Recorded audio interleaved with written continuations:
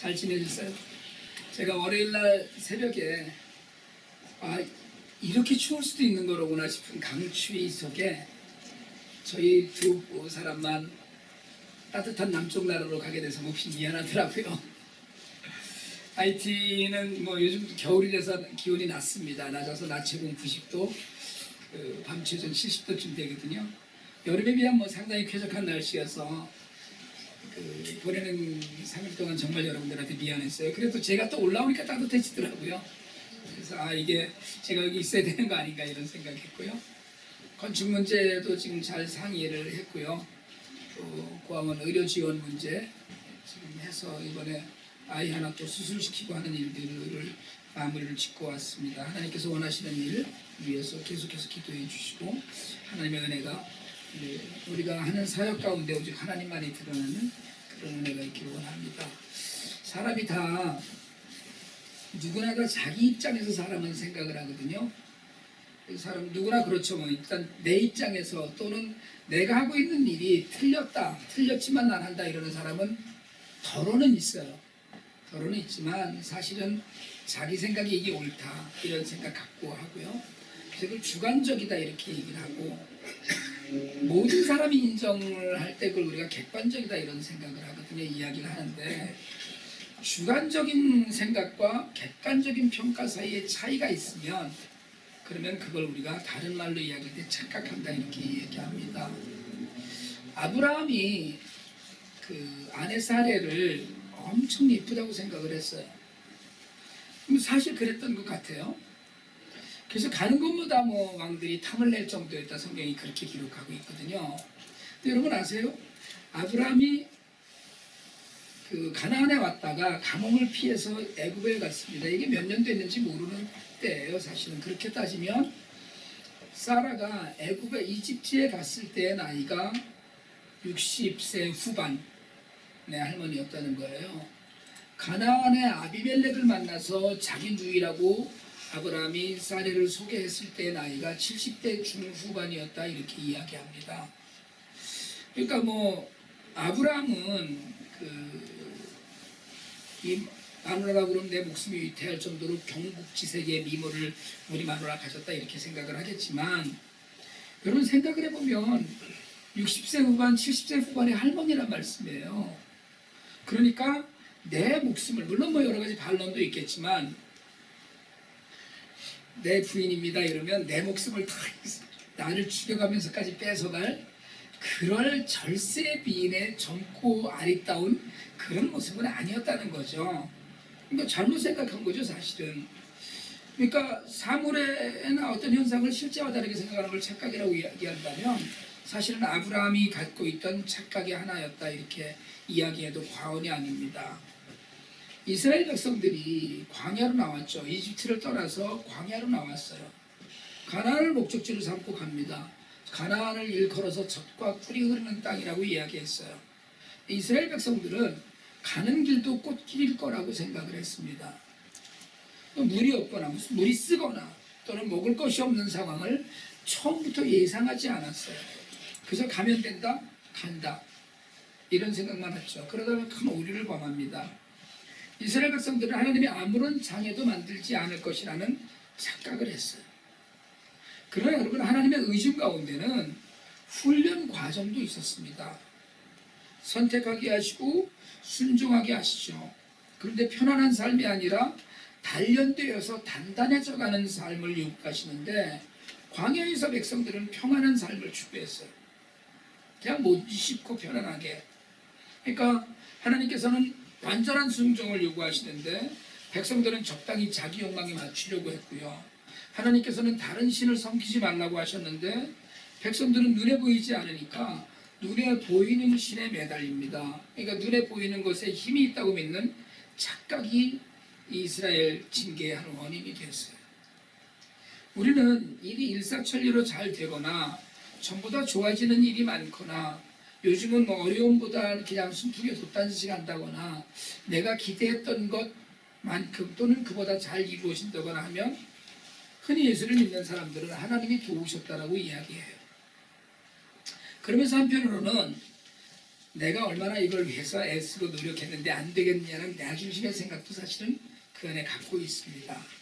근데 여러분, 잘 돼야만 하나님의 뜻입니까? 그냥 내가 하는 일은 무조건 내 뜻대로 잘 돼서 착착착 단계별로 그냥 나아가고 내가 원하는 것들이 이루어져야만 하나님의 뜻이냐는 거예요. 고난이나 내 삶에 주어진 어려움은 하나님의 뜻이 아닙니까? 우린 잘 되면 은혜, 안 되면 하나님의 무관심, 이렇게 생각해요. 또는 기도응답이 안 됐다거나. 사실은 성경에는 아브라함 말고도 수없이 펼쳐지는 인간의 착각이 있습니다. 자기 뜻대로 생각하고 자기 편한 대로 그냥 생각하는 거예요. 남들도 다 이렇게 생각할 것이다 라고 생각하는 거죠.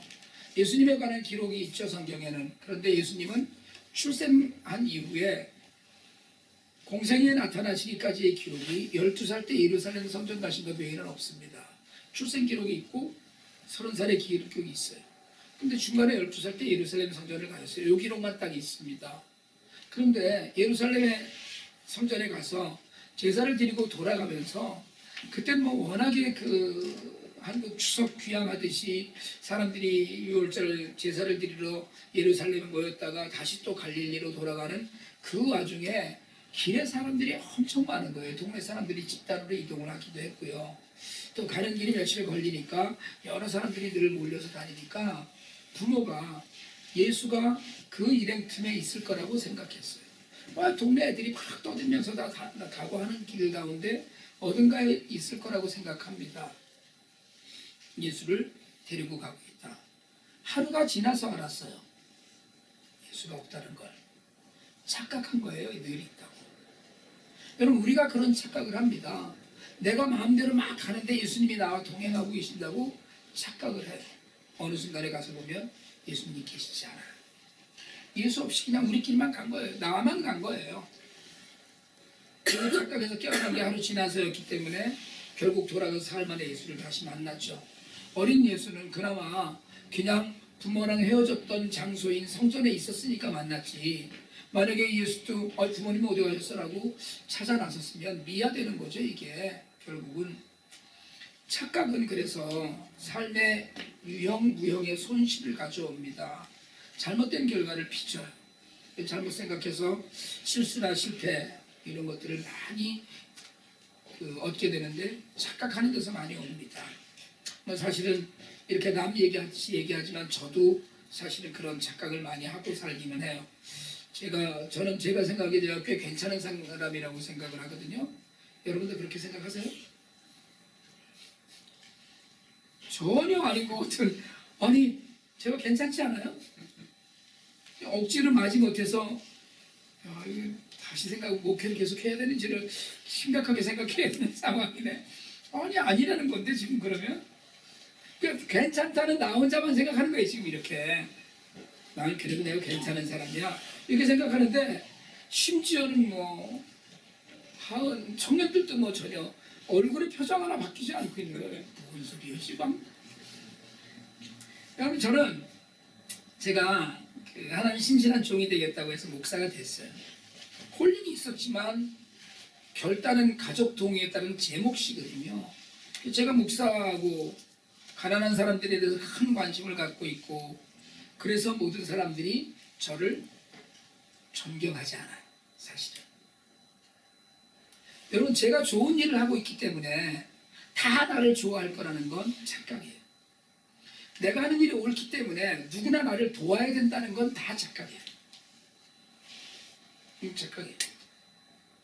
저는 누구나 다 저를 좋아한다고 착각하지 않습니다. 그래도 착각 속에 살죠.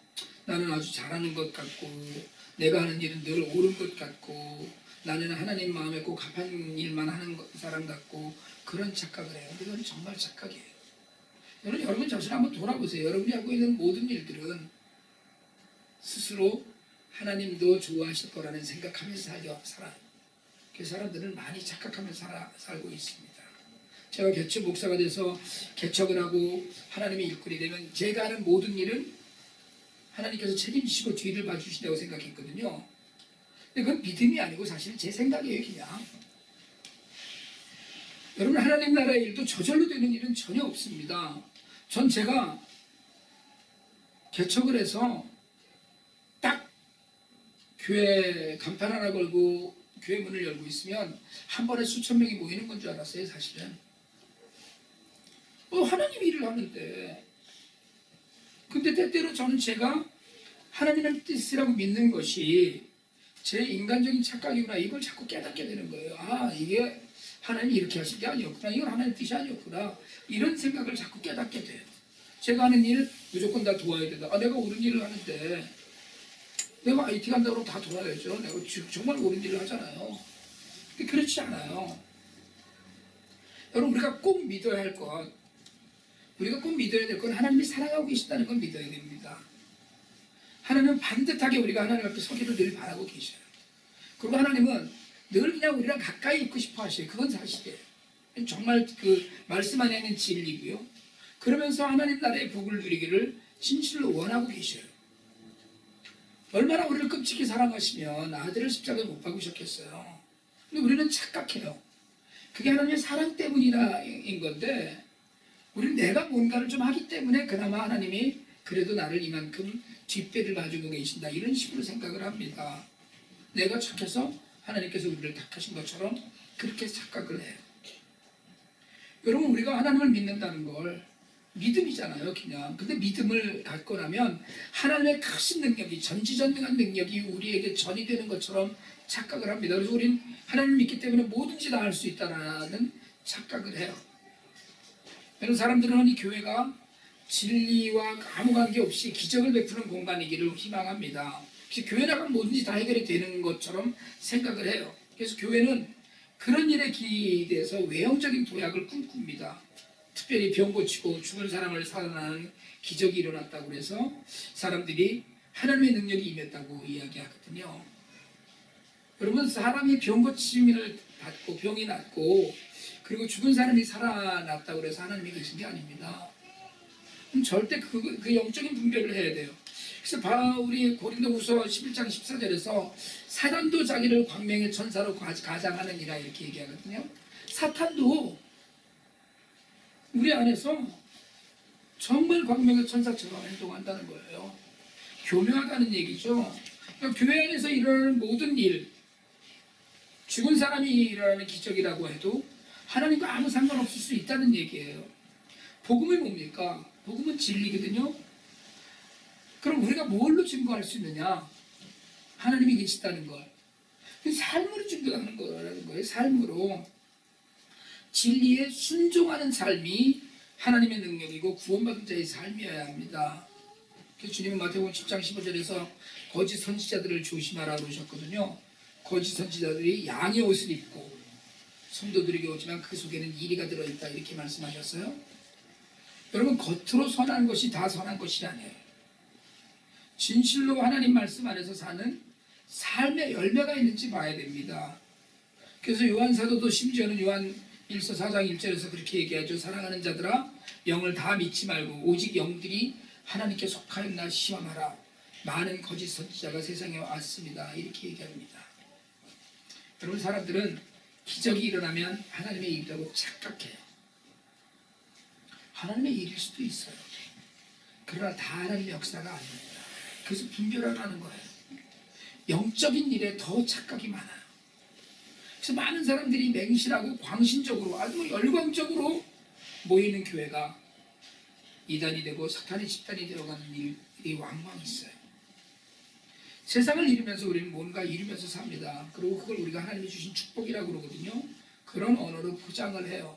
미국에 이민 와서 아까 우리 집사님 기도하실 때도 이 땅에 와서 10년, 20년, 30년 이렇게 살아가고 있음을 이야기하셨는데, 조금씩 이루어가기도 하고 또 조금씩 잃기도 하면서, 그래도 시간이 가는 만큼 애들이 자라고 뭔가 삶에 변화가 있어요. 그래서 이만큼 사는 것도 하나님의 은혜라고 하는 감사, 우리가 당연히 하나님께 드려야 될 것이죠. 그런데 그 안에 내가 이만큼 해서 이루었다, 노력을 해서 이루었다는 생각을 우리가 늘 하고 있다는 거예요. 그때 내가 열심히 살았어. 제가 지금 30년 되어가는데 미국에 오지, 정말 열심히 살았죠. 그러나 그게 아니라는 거예요. 삶을 통해서 자꾸 착각을 하는데 내가 사는 것이 아니라는 고백이 있어야 된다는 거죠. 때로는 우리는 뭐 말씀드렸듯이 계속해서 사역을 통해서 착각을 합니다. 내가 이만한 일을 하고 있는데, 내가 이만한 헌신을 하고 있는데, 내가 이만한 것을 하고 있는데, 선교를 얼마큼 했다고 하는 감사, 내가 그래도 우리가 참 이렇게 이런 일을 많이 했어, 금년에 이만큼 했어. 이게 사실은 착각이라는 거예요. 저희가 IT에 가서 그렇게 많은 아이들을 먹이고 가르치고 공부하게 하고 하는 일, 심부름하는 건데 당연히 그걸 마치 우리가 이룬 일인 것처럼 착각하고 있다는 거거든요. 미국의 어느 시골에 계신 목사님인데 작은 교회를 목회하시는 그 목사님이 지난 연말에 아는 목사님들한테 단체 카톡을 보냈어요. 한 해를 감사하는 내용인데 거기에 지난 1년 동안 행한 선교 사역에 대한 감사가 있더라고요. 근데 내용이 엄청나요. 카톡에 이렇게 들어오면 왜 너무 많으면 이렇게 찍어서 들어가서 읽게 돼 있잖아요. 한 50군데 선교지에 수없이 많은 사역을 감당하는 걸 감사한 내용이에요. 뭐 어느 나라에 무슨 교회를 지켜주셔서 감사하고, 어느 나라 빈민촌 개발 사역을 이루게 해서 감사하고, 어느 나라 어느 지역에 학교를 지을 수 있도록 해준 것을 감사하고, 그 감사에 대한 그냥 내용이 쫙 있는 거예요. 근데 그걸 읽은 목사님들이 아무리 눈여겨봐도 그 목사님이 목회하시는 교회에서 어느 나라에 건물 하나 지을 형편이 안 되는데 지난 한 해 동안 엄청난 일을 하셨네, 이렇게 생각이 되는 거예요. 겉은 열매를 감사하는 카톡이니까 다들 엄청나다고 생각했죠. 근데 짐작하는 건 그 목사님이 실제 행하신 일이 아니고 그 목사님이 알고 계신 선교지의 사역을 위해서 기도한 기도의 열매겠다, 우리가 그냥 그렇게 이해했어요. 아, 목사님이 거기들 위해서도 기도해 주시고 저기를 위해서도 기도하셨구나, 이렇게 이해를 했어요. 감사한 일이죠. 그런데 이게 자꾸 잘못하면 나를 과시하는 착각이 된다는 거예요. 남들이 볼 때는 엄청난 일이거든요. 그게 진짜 큰일을 많이 하네, 이렇게 되는데 그게 과시형으로 스스로도 착각해요. 그래서 오늘 바울이 고린도 교회에 여러 가르침을 주면서 경고를 합니다. 그런즉 선줄로 생각하는 자는 넘어질까 조심하라. 공동 번역이 조금 더 자세히 번역을 했어요. 자기 발로 서 있다고 생각하는 사람은 넘어지지 않도록 조심해야 합니다. 여러분, 무엇을 이루었든지, 심지어는 무엇을 잃었든지 그 모든 것에는 내 공로나 책임이 없다고 할 수는 없어요. 그러나 교만하지도 말아야 되고 낙심하지도 말아야 합니다. 내가 이만큼 해서 남들로부터 인정받는다고 여기는 순간 이미 아무것도 아닌 게 돼요. 내가 이렇게 연약해서 이 모든 것을 잃었다고 낙심하는 순간 우리는 염려와 낙심이라는 악한 영적 상황에 던져지고 맙니다. 제가 IT 소식을 이메일로 보내드리거든요. 여러분들한테 보내는 것을 보낼 때 후원자들에게도 가지만 신문사나 방송국에도 보내요. 저도 뭐 제가 하는 일이 알려지길 바라고 사실은 많은 사람들이 좀 도울 수 있으면 좋겠다. 그래서 고아들의 삶에 조금이라도 보탬이 되면 좋겠다라는 마음으로 꾸준히 이제 관심을 갖길 바라는 마음으로 보내죠, 소식을. 그랬더니 요 며칠 새 중앙일보에 지면에 크게 우리 사역이 두 차례 나갔어요. 너무 감사한 일이죠. 근데 기자분들이 보면 좋게 써주시느라고 조금씩 과장되게 기사가 나가더라고요. 전혀 뭐 저는 생각도 안 하고 있는 일을 이렇게 한대더라 이렇게 하고 좀 불안해요. 그게 아닌데 아는 사람들이 보면 속된 말로 뻥이야 이러지 않겠어요. 다 아는 일인데 저도 남들이 뭐 이렇게 쭉 나오면 아이 거짓말, 이게 아는 건데 그 목사님 하셨다는 일도 그게 무슨 뭐 이렇게 되는데, 그런 중요한 건 그냥 감사하죠. 그렇게라도 뭐 어쨌든 지면을 채워주시니까. 다행히 제가 착각하지 않으려고 애쓰고 있다는 거예요. 내가 착각하지 않으려고 애쓰고 있는 거예요. 그냥 우린 심부름하고 있어요, 여전히. 그래서 부지런히 심부름하길 바라고 있는 거죠. 그래서 하나님께서 원하시는 일에 조금이라도 우리가 쓰임받으면 좋겠다, 이런 마음을 가지고 있는 거지. 내가 아니면 저는 여러분 IT 공학원 10군데 400명 아이들인데 제가 없으면 굶어 죽는다라고 절대 생각하지 않습니다. 땅 사놨어요. 땅 사놓고 지금 건축해야 되는데 이제 건축비 모금을 해야 되지만 제가 아니면 그 일 안 이루어진다 저는 그렇게 생각해 본 적 없습니다. 그리고 그 땅도 사실은 우리가 반 모금하고 매칭 펀드 받아서 진행되고 있는 거지만 어쨌든 우리 몫에 대해서는 주장하지 않아요.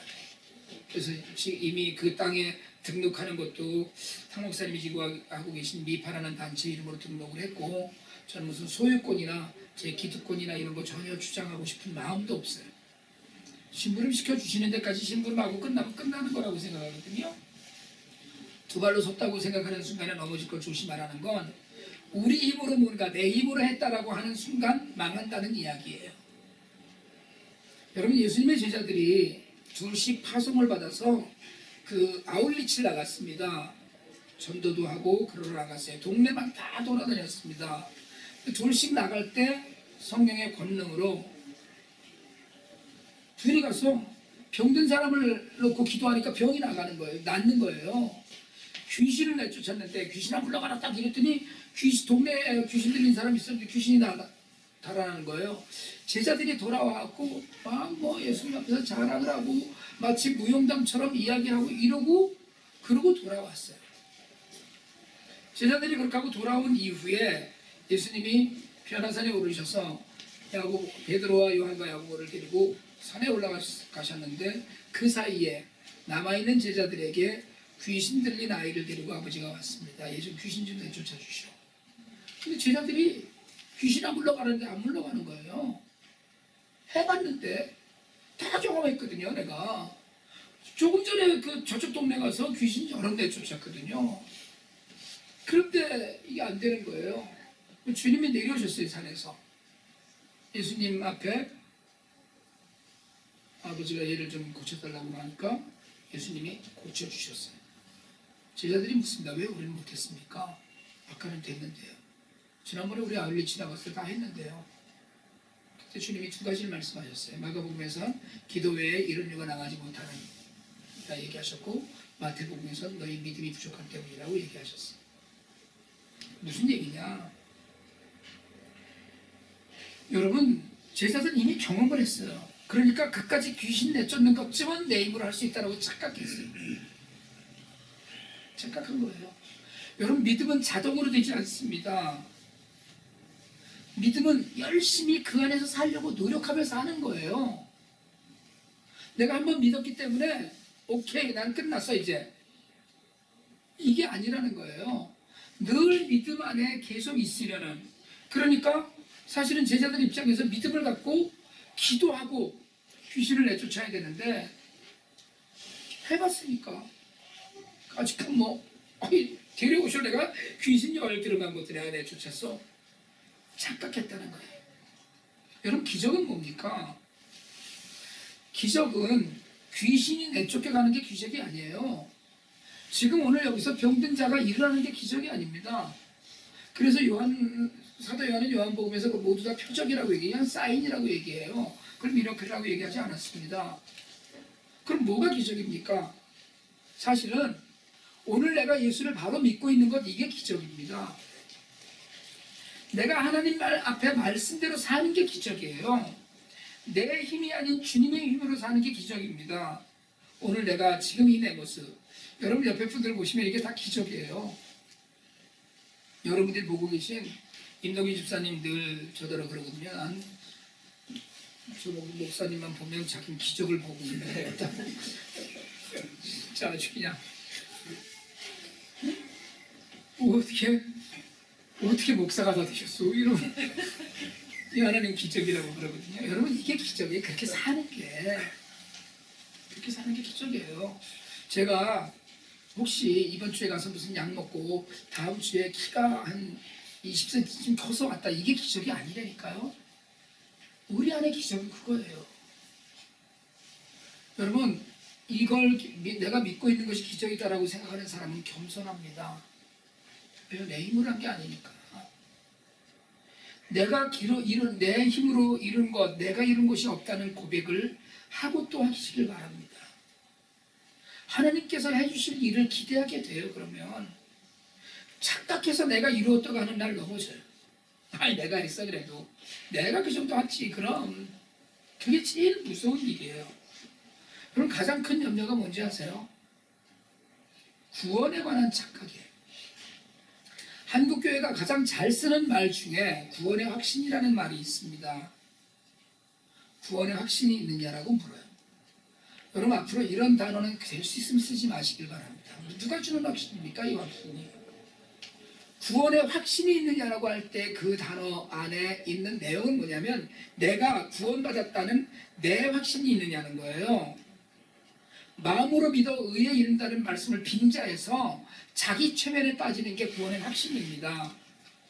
여러분 구원을 확신하는 것이 믿음이 아니라 말씀대로 사는 게 믿음입니다. 구원은 삶이에요. 삶으로 그 열매가 나타나는 거예요. 아무 열매도 없는데 구원받았다는 착각을 확신이라는 단어로 포장해버리면 실제로는 구원과 아무 관계없는데 자신은 구원받았다고 착각하며 살아요. 여러분 그러니까 파라무스에 있는 이단교회 아이들이 펠팍에 나와서 전도할 때 그렇게 묻잖아요. 구원받으셨습니까? 구원의 확신이 있으십니까? 이러고 물어요. 성령 받으셨습니까? 이단들이요. 구원의 확신이 있냐고 묻는 거거든요. 여러분 내가 구원의 확신을 내가 갖고 있는 거 아무 소용없습니다. 우리가 구원받은 건 사람들이 보면 알아요. 알아야 돼요. 아, 저 사람은 예수 믿는 사람이지. 하나님도 아시고 사람도 알아야 됩니다. 입으로 설명할 것도 없어요. 나 구원받은 사람이야 라고.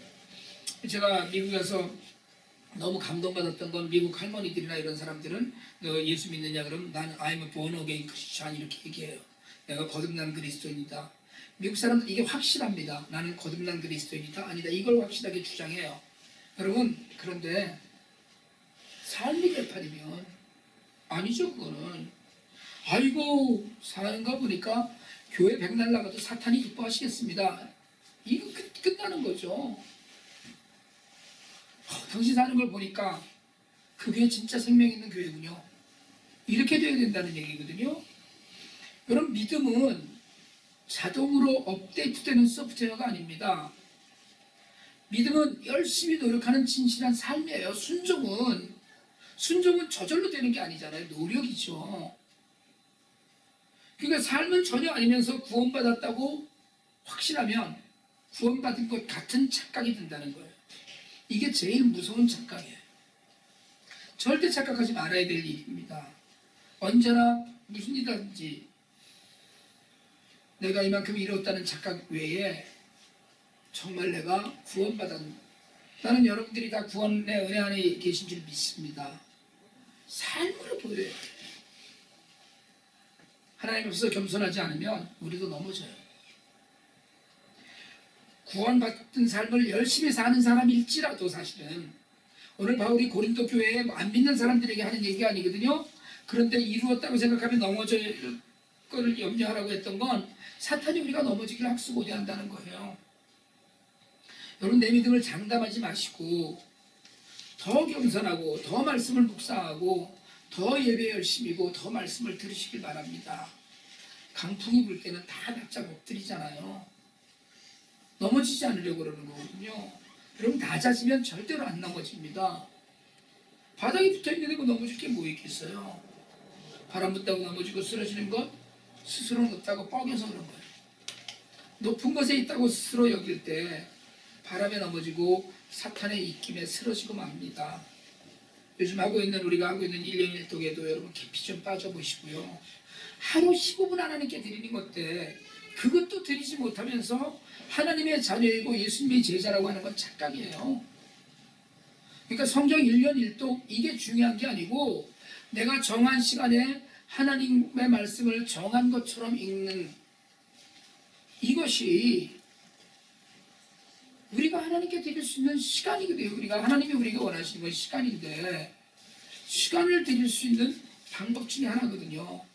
근데 솔직하게 좀 제가 심하게 얘기하자면 그것도 못하면서 교회 다닌다. 그건 사기죠. 하나님 말씀을 읽지 않으면서 교회 다닌다는 건 사기입니다. 여러분 주신 건 말씀밖에 없어요. 제가 늘 말씀드리지만 하나님은 우리에게 주신 계시는 이걸로 끝났어요. 이거 이상의 계시가 없습니다. 우리에게 성경의 완결성과 완전성을 인정하지 않으면 우리가 믿는 모든 믿음은 묻어집니다. 그 끝이에요. 안 믿는 게 낫습니다. 이 말씀조차를 성경에 뭐가 있는지 모르고 목사가 뭐라고 거짓말을 해도 아멘하고 고개를 끄덕이는 성도라면 그 성도가 아니에요. 잘못돼 가고 있는 겁니다. 물론 1년 1독이 아니라 더 많이 성경을 읽고 책을 읽고 하는 경우도 있겠지만 가장 중요한 건 내가 아직도 멀었습니다라는 고백. 하나님, 제가 더 열심을 내야 됩니다라는 그런 나 자신의 고백이 있을 때 우리 착각에서 벗어날 수 있어요. 여러분, 정말 내가 섰다고 생각할 때 하나님을 꼭 붙드시길 바랍니다. 내 힘으로 혼자 설 수 있다고 고집하다가 날아가요. 넘어지고 말아요. 어떤 일이든지 어떤 환경에서든지 늘 기도하시길 바랍니다. 정말 여러분, 아무리 작은 일, 내가 그냥 혼자 해도 되는 일조차도 기도하시길 바랍니다. 하나님께 맡기는 믿음이 있어야 돼요. 맡기면 편한 거거든요. 근데 안 맡기는 거예요, 우리가. 오늘 이 시간 이후로 하나님께 집중하고 착각하지 않고 정말 모든 것 하나님께 맡기고 나는 아무것도 아닙니다라는 그런 고백 가운데 구원의 온전한 자리에서 우리 모두가 복된 날을 보내게 되기를 주님의 이름으로 축복합니다.